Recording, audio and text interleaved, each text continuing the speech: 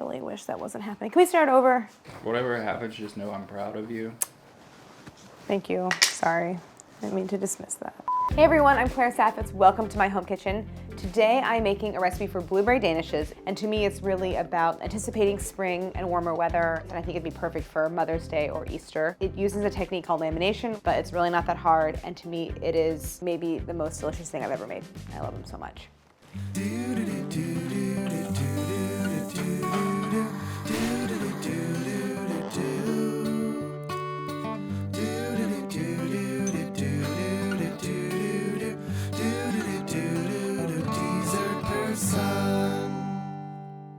Danishes are a style of flaky yeasted pastry, and it is made with a technique called lamination, which is how you make puff pastry. It's how you make croissants.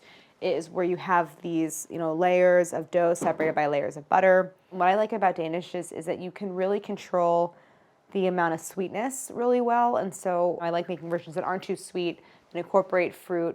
I love like a cheese filling. It's kind of like donuts and it's kind of like croissants where you really want to eat them fresh. Like they don't get better as they sit out. So in some ways, like the best Danish you'll ever have might be the one you make at home.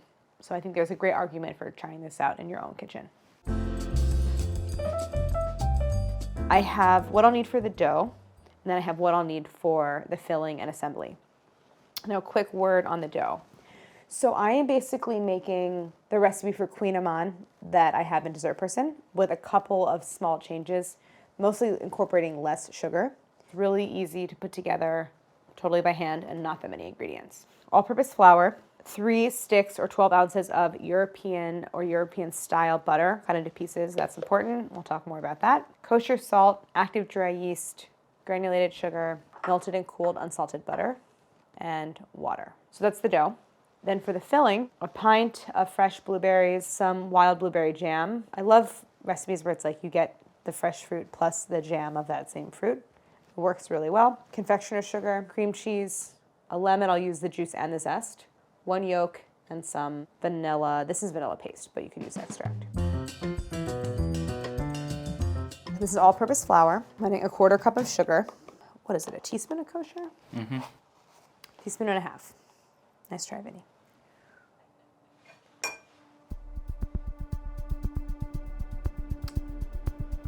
Then active dry yeast. Now when I add it to the bowl, I'm going to add it just to a different area of the flour than where I put the salt, because you're not really supposed to have yeast and salt in direct contact. Why?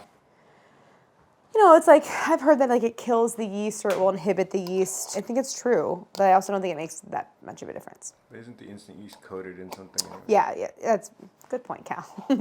The active dry yeast has a dehydrated coating, so it's not like it's really actually in contact with it. So that's why you can just mix everything together. So go ahead and whisk everything. The water's going in, 1 cup of water, the liquid ingredients. So I'm using room temp water. If you are going to try to make the dough ahead of time, you might want to use colder water. That's to slow down the fermentation. So that's what I did last night because I made a version of it. I'm going to mix all this together. But I like doing it by hand, as I usually do. So once you have the liquid incorporated, you have kind of shaggy pieces, switch to your hands. So this looks dry, but everything's going to hydrate and soften quite a bit. So go ahead and knead it a few times in the bowl. I want to pick up some of those drier areas. This is a really easy dough to work with. It makes a dough that is sort of like simultaneously firm, but also soft, which I realize those things are kind of contradictions, but not sticky. It's just easy to work with. So it's very, very makeable by hand. So what you're trying to do is work the dough, you're hydrating the flour, you're developing the gluten. Gluten's very important in this recipe because you need a dough that can extend and stretch without tearing. What we want to do is use the kind of fleshy heel of your palm to kind of press and push the dough away from you, and then sort of lengthening and elongating it, and then use your other hand to fold it back onto itself and repeat, and you can give the dough a little bit of a rotation. This is ready to go. I kneaded this for a few minutes. It's supple. It's even just a little bit tacky. I'm just kind of working it into a ball. We're working with active dry yeast, which means we do 2 rises. So this has to rise, and then we move on to this step that is incorporating this butter block. What's really important about this recipe is controlling fermentation, controlling the rising, and we control it by manipulating temperature. So always working with cold dough so that as we are laminating and folding and rolling out the dough, that it's not also simultaneously fermenting and rising, because that would be bad. So we're gonna chill it down, and then I'll make the butter block. So this is the dough that I made last night.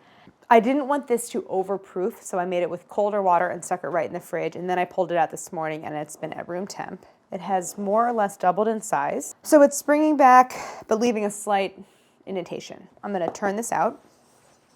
I'm not gonna add flour. I very lightly floured the dough before I put it in the bowl, and I don't wanna add too much because I don't wanna dry it out. Maybe you caught our sourdough episode. We're gonna do this step that's almost like pre-shaping the dough. So I had the dough rising in a round. And now I want to work it into a rectangular shape because that's how we are going to roll out the dough when we incorporate the butter. So I want to start to kind of reorient the dough and reorganize it into a square shape. So I like to do that by kind of tugging on what will become the four corners. And I like to take extra care at this stage because like the more care you take in the beginning, the fewer issues down the road you'll have.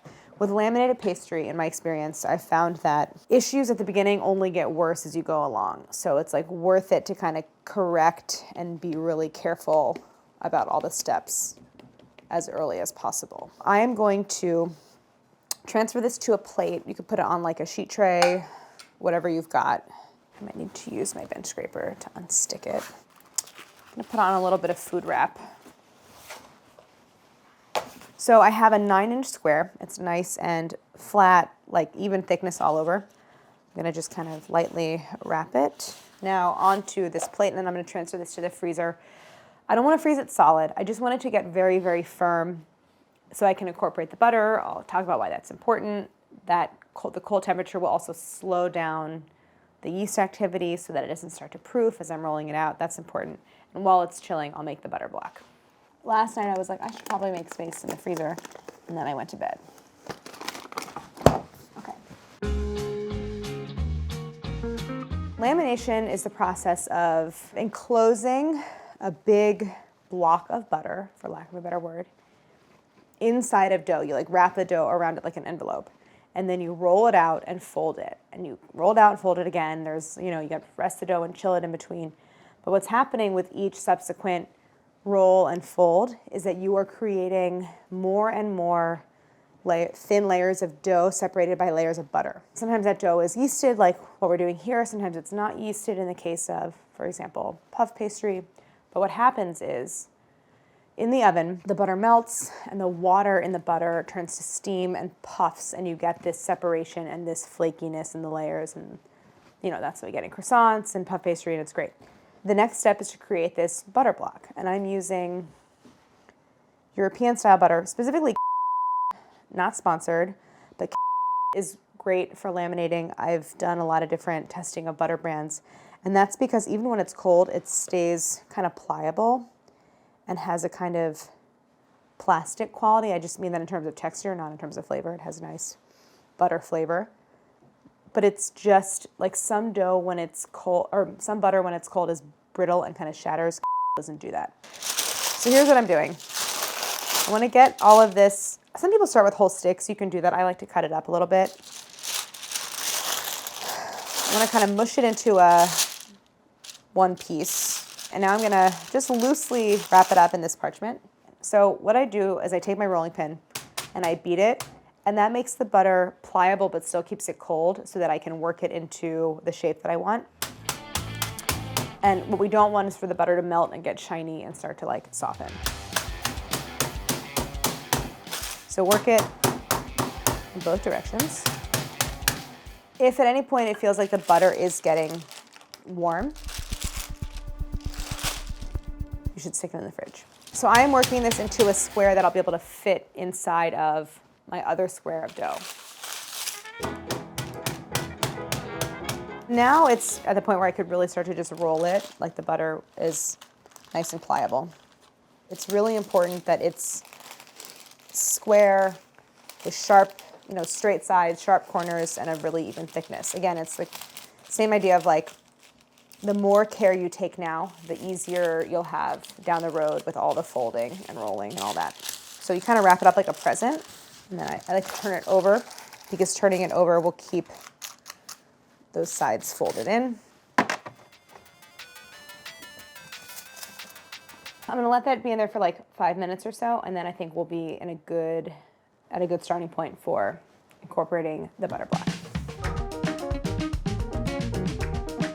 I did just stick the butter in the freezer for like a minute, just because I want to firm it up. You can always warm the butter up a little bit before you incorporate it. So I'm gonna pull both dough and butter out of the freezer. Ah, oh my God, this whole thing almost fell out. All right, my butter is now a little bit hard. So before I incorporate it into the dough, just like, you can warm it up. The way that you know your butter is at a good temperature is it's cold, but it will bend and not break. You don't want your butter to be so cold that it will break apart rather than flatten into a thinner layer when you roll it out. The thing is, like, it's better to incorporate butter on the colder side because you can always just let it sit before you roll it out. But if your butter is warm, then you have to work really quickly, and like you're already kind of fighting against it. All right, the dough feels good. It's firmed up a bit. So I'm gonna put a little bit of flour on the surface. Then I have like a smooth side of the dough, so I'm gonna put it smooth side down on here. You might need to give it a little bit of a roll again to get it back to those dimensions. I had it about 9 inches by 9 inches. All right, so I'm gonna put the butter in. So I unwrapped it, but I'm leaving it on the parchment paper because the parchment will help me place it. I don't really wanna handle the butter with my bare hands. So I'm holding the parchment and positioning it just as I had described, so as a diamond set inside the square. So rather than lining up the sides, I'm putting the corner of the butter midway through each side of the square. You can go ahead and peel off your parchment. We're basically gonna take the 4 corners of the dough and fold everything toward the center. And they should overlap a little bit. And then all we do is pinch to seal the dough together, and you want to completely enclose the butter. So see how I'm kind of overlapping slightly? You don't want any butter sticking out. And we are going to roll this out and do what we call our first turn, which is a series of folds. So what I like to do is give it gentle, almost taps. I'm not even really beating it. It's like tapping it with the rolling pin.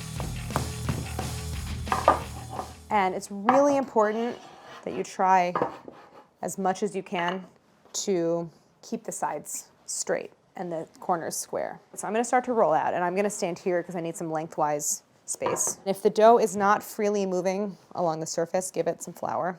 You wanna basically roll it out so that it's about no more than 1/4 inch thick, and ideally about 3 times longer than it is wide, although its exact dimensions are not that important. You'll probably get rounded, shorter sides. And what you can do is you can give it a little slice. So you can just do like that.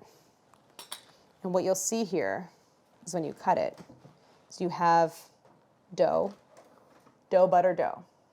So now I'm gonna fold. This is a simple turn, is what this is called. So we're basically folding it into thirds. So I'm taking the bottom third of the dough and folding it up and placing it on the center third. Then taking the top third and folding it down. You can kind of give it a little coaxing. I'm gonna try to do another turn and see what happens. Now, you know, professional bakeries have pieces of machinery called dough sheeters that are doing this for them. So laminating by hand is definitely a technique that takes a little bit of practice and patience. You'll get maybe some butter sticking out, that's normal. Just, you know, don't give yourself too hard a time. Take your time, but work quickly. It's a learning process. All right, so I'm gonna do my second turn, the series of simple folds. I'm gonna wrap this up. This definitely needs to get chilled. I wanna get this into the freezer and then the fridge. So that was 2 turns. I'm gonna come back and do 1 more. But while that's chilling, I'm gonna put together my filling ingredients for the blueberry and cheese filling. So I'm gonna start with the cream cheese. I have 8 ounces of cream cheese at room temp, 1 egg yolk, vanilla. I'm gonna use the zest of the lemon and then put a little juice with the blueberries. and a 1/4 cup of confectioner sugar. The filling is super simple. It's basically just like a little sweetened cream cheese plus an egg yolk, and I'm gonna add some lemon zest. I'll do probably half the lemon or so. Okay, so that's my timer, which means I'm gonna transfer the dough from the freezer into the fridge. I don't wanna freeze the dough solid. I just want it to get really cold really fast. So I'm just gonna work this with a spatula a little bit just to make sure it's nice and soft. So to that I'm gonna add, you could do extract. I happen to have this bottle of delicious halal vanilla paste. So I'm gonna add just a little dash of that. Vanilla paste has actual seeds of the vanilla pod in it, whereas extract is just like an infusion of the vanilla pods. Okay, so then I'm gonna add my powdered sugar. It's a 1/4 cup. I just love seeing specks of vanilla. Lastly, I'm gonna add my egg yolk.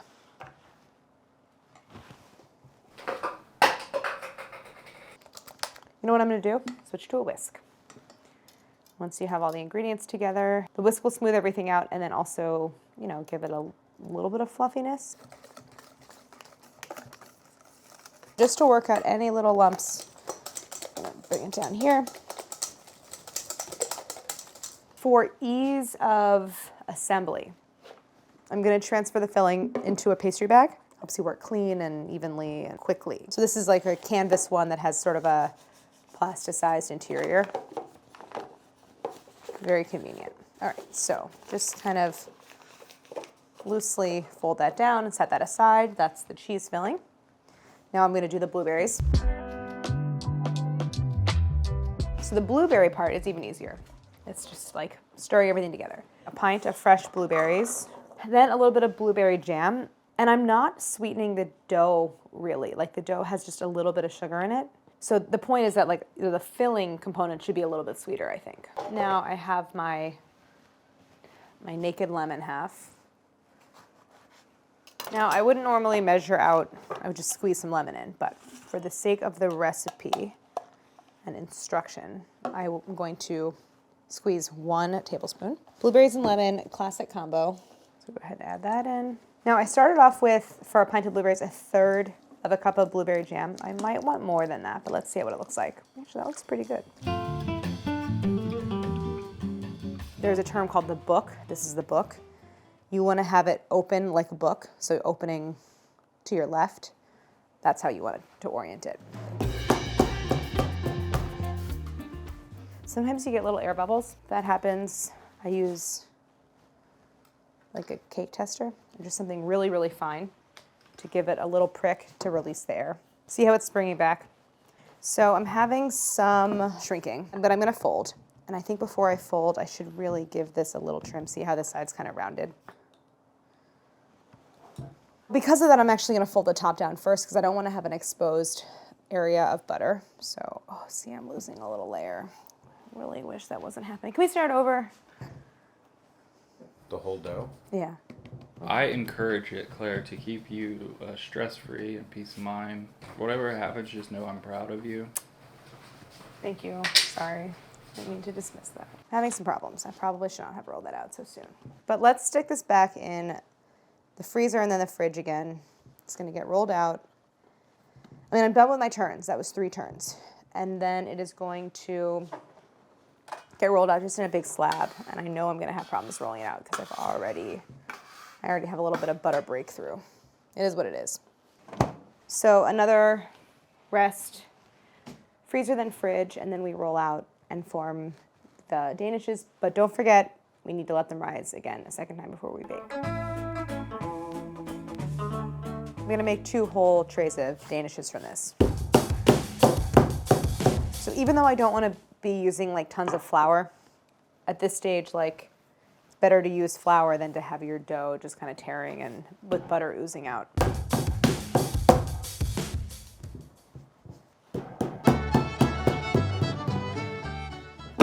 Ooh, see? Butter. The way that I'm rolling it out is I'm really trying to pay attention to the dimensions and the shape. So I have this to about 10 by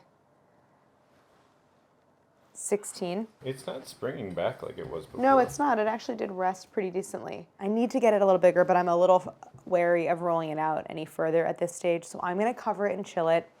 I would say a 10-minute rest in there is all it needs to really relax enough that I can continue the rolling. Then we're gonna cut and fill. The dough is not as disastrous as I had feared. So we're still okay. Oh my God, I forgot where the dough was. Okay. I'm gonna go with squares, and I think I'm gonna do as I do in Dessert Person for the cherry danishes and make 24 sort of smaller, they're kind of like 4-bite danishes. They're real cute. Thickness-wise, we are at 1/4 inch. I'm just gonna shave off the littlest amount possible. And this is not only to make a straight edge, but I also want to expose those layers of butter dough, butter dough, butter dough. So I get this nice separation as it bakes. To cut it into 24 squares, I'm going to cut it into 6x4. So I have my 2 baking sheets. I'm going to put 12 on each one, so each in a 3x4. When it comes to filling them, the first thing I want to do is just give a little bit of a fork prick to the centers in just 1 or 2 places, because as the danishes bake, the dough kind of like expands and curls up and around the filling. So I'm just pricking it in the middle so that the filling stays flat while the rest of the dough puffs up. So now I have my cream cheese filling in my pastry bag, room temp. I'm just gonna make a nice sized dollop like that. And I would say in terms of the quantity, we're looking at about a tablespoon. So I have probably like 1 or 2 tablespoons left. That's just a little left over.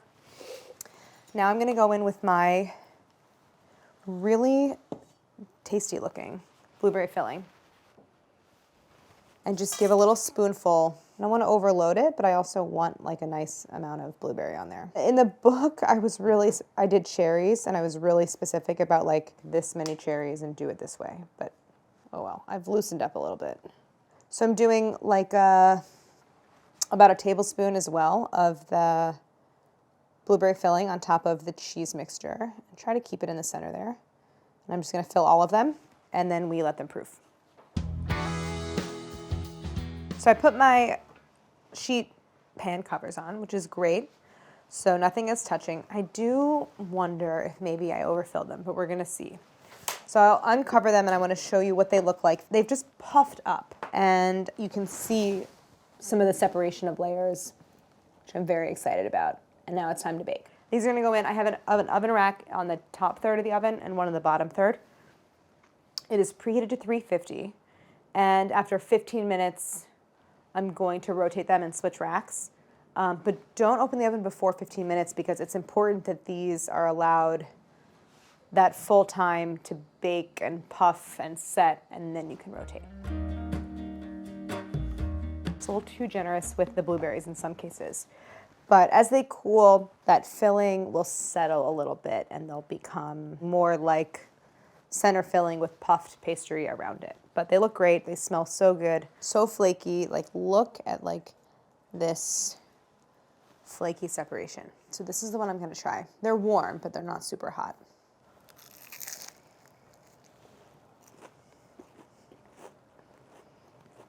Doesn't it sound like it tastes good? It really tastes good.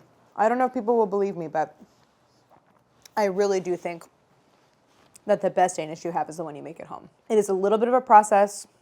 There's some rolling and some buttering and some folding and all that. But as long as you pay close attention to temperature and texture of the dough as you roll and you have a little bit of patience, I think it's a really fun, you could do like a Saturday project, have them Sunday morning. They're just so, so tasty. So this was, I think, was a great introduction into laminated dough. A great technique. Once you get comfortable with it, you can then go on to make puff pastry, croissants, so many other kinds of viennoiserie or pastry. So really useful in terms of technique, and then of course, so delicious. So thank you for watching. We have more episodes of Dessert Person for you, and don't forget to like and subscribe. More energy, right? More energy is what you're gonna say. Cut.